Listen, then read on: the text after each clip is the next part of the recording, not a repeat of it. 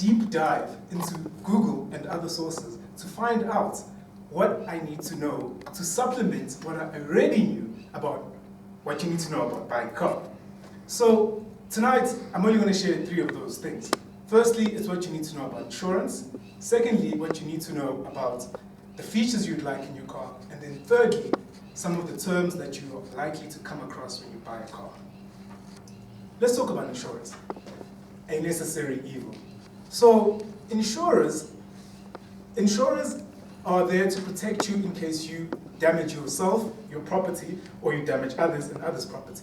But they have what you call premiums. And these things basically mean the monthly amount that you have to pay them every month so that they insure your goods. And the way that they figure out how much they charge you in these premiums is by using 3 criteria. 1, who you are. 2, the car you're driving. And 3, some of your past history. So when they look at who you are, they look at the first thing. Are you single and married? Or married? And we all know how single people are. Secondly, they look at how old you are. So if you're below 25, you're in trouble. And then they also look at how long you've had your license for. If it's less than 5 years, you're also in trouble. And then lastly, they look at whether you have the license for the vehicle that you're driving. Because there's some things that you do in other car tests that you don't do in others. So moving on to the second thing that insurers look at. They also look at the car you're driving. Expensive cars, higher premiums. And also, if your car has paint that is either metallic or would be expensive to replace, then your premiums are also likely to be higher. The last thing that they look at is your history. This refers to your credit history. If you have credit history, you're in a better chance because they know that you're likely to pay them every month. History also refers to the amounts of claims you've made. If you've made a lot of claims, then you're also likely to get a higher premium because you're higher risk.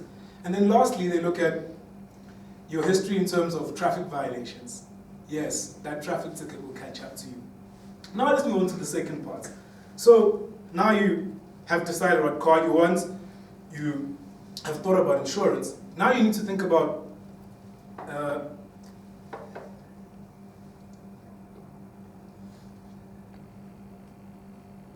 the features that you'd like in your car. The features can be divided in many ways. I've chosen 2 in particular.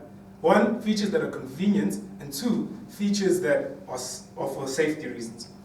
Convenient features are features such as not having to wind your window down and up, instead using a simple push of a button. Another feature is clearly you can't, in this weather specifically, have a car without air conditioning. So that's a must. And then nowadays you want your hands to be free so you don't have to hold the phone while you talk. So hands-free, throw it in there. And lastly, because some cars come with CD players, some even with cassette players, try and get something that is in between because the radio stations won't always play your favorite music. So get a radio with either a USB port or an auxiliary in. Now let's move on to features that are safe.